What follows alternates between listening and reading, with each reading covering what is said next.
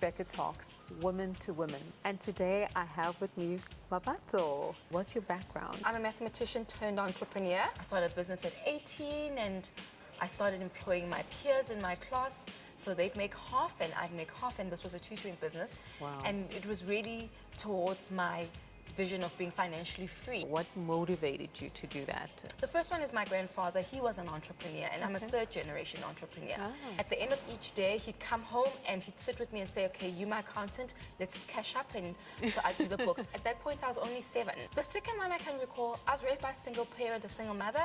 My father passed away as a child. My mother is a mother of Stockvilles. And really, I believe that Stockvilles had a huge and an integral part to play And in they still our do. upbringing and how we got to go to school, because she saved her money through the Stockville. She got her money in December. She paid our school fees up front in January. I think that attitude of good. saving was brought about in the black community through Stockvilles. What was like one of the most intimate struggles that you might have had financially? I chose not to go into corporate. And my friends were moving on into corporate. So what happened? They started making money. They started getting new cars. I actually drove the same car for about 10 years to say, trying to make things work. Because you believed in your dream. Exactly. It was also that very same dream that motivated me to think differently about my finances, that it doesn't matter how much you save every day. Saving doesn't mean that you have to put aside 10,000 Rand.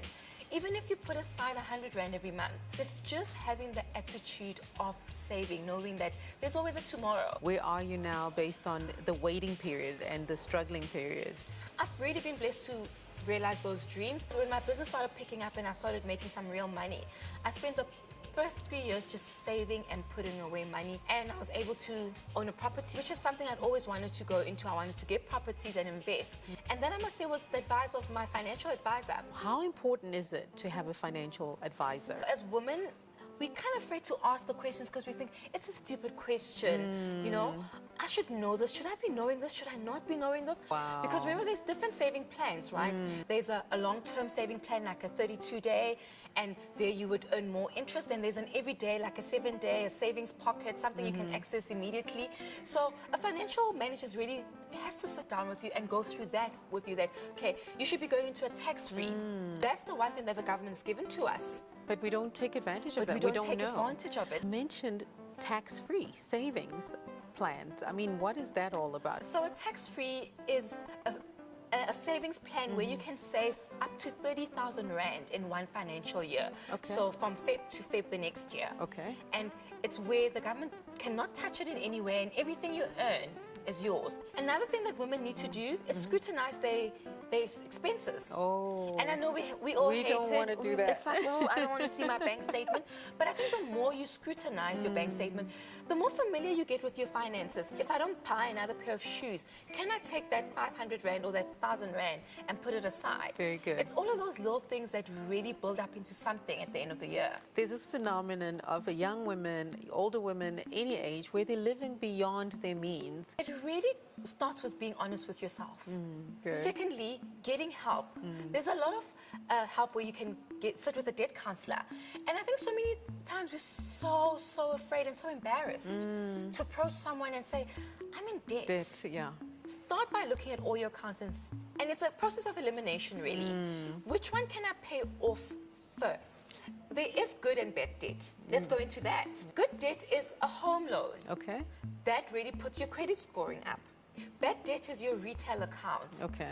Buying a car that you can't afford. You know, swiping off your credit card. Oh, we all love plastic money. Swipe, swipe, swipe. You don't want to get into bad debt. You want to get into good debt. Okay. Something that reflects well on you. Okay. Because remember, no debt also is not good. I need a cell phone. So that's another way. Yeah. You need Get it. a cell phone. It's a You need need. a cell phone. Yeah. It's a need. Get one you can afford, though. Then you accumulate a good name, a good standing. What you're doing to help other generation that don't have the privilege of sitting down with someone to help them count and budget and have a vision for their finances. I'm one of the founders of a mentoring program called Dream Goals. And this is a program that I'm very proud of, that I started with my friends. And really, this is just to mentor young girls in grade 11 and 12. This is something that we're drumming into our girls, is to say, saving is the way. And I think maybe my biggest advice to everyone out there, having any trouble with their finances, you're not alone. Yeah, there's so You many are people one of going many through. who are going through this. Just speak out about it. That's why why it's so fantastic to have this platform of woman to woman, where women can come together, discuss whatever the questions they might have. You're not alone. Get back on your way of living a better and more healthier life.